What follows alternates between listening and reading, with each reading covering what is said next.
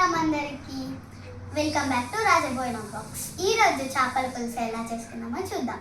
ఇక్కడికైతే నేను 1 kg చేపలు తీసుకున్నాను. బాగా నీట్గా కడుక్కొని ఉప్పు, కారం, పసుపు, అల్లం ఎల్లిగడ్డ పేస్ట్, ఆయిల్ వేసుకొని కలుపుకుందాం. దీనికి కావాల్సిన ఐటమ్స్ ఉల్లిగడ్డ, పచ్చిమిర్చి, కొత్తిమీర అండ్ చింతపండు పులుసు బాగా పిసుక్కొని పక్కన పెట్టుకోవాలి. ఇప్పుడు తగినంత కారం, తగినంత ఉప్పు, చిటికెడ పసుపు, అల్లం వెల్లి పేస్ట్, ఆయిల్ వేసుకొని కలుపుకుందాం.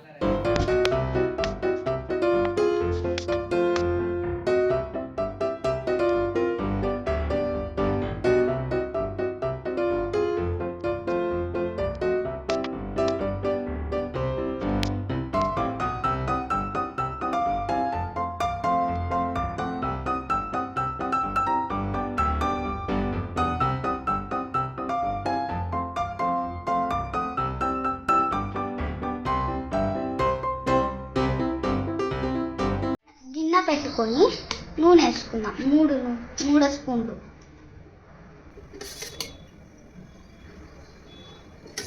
ముందుగా కోసి పెట్టుకున్న ఉల్లిపాయలు వేసుకుందాం.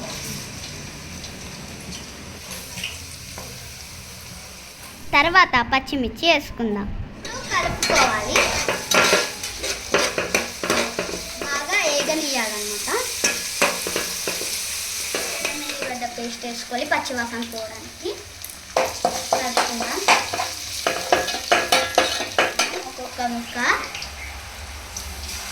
చూసారా ఎలా వేస్తున్నాము.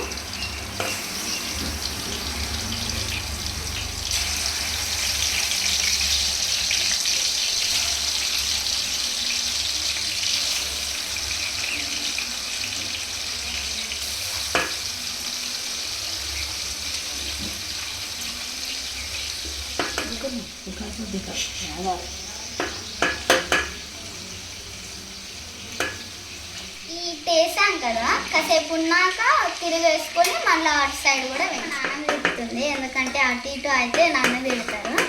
ఇట్లా తిప్పుకోవడం వల్ల ఈ సైడ్ కూడా బాగా ఎగుతాయి.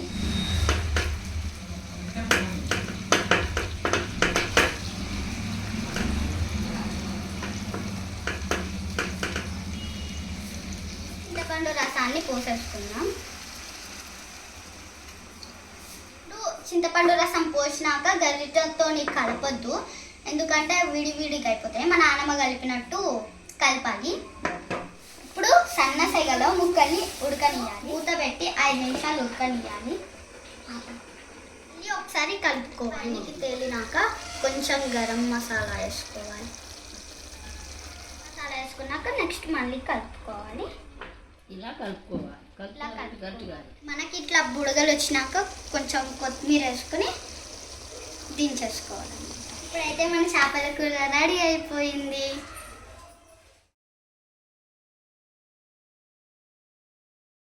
వావ్, గుమ్మగుమ్మలాడే చేపల కూర రెడీ.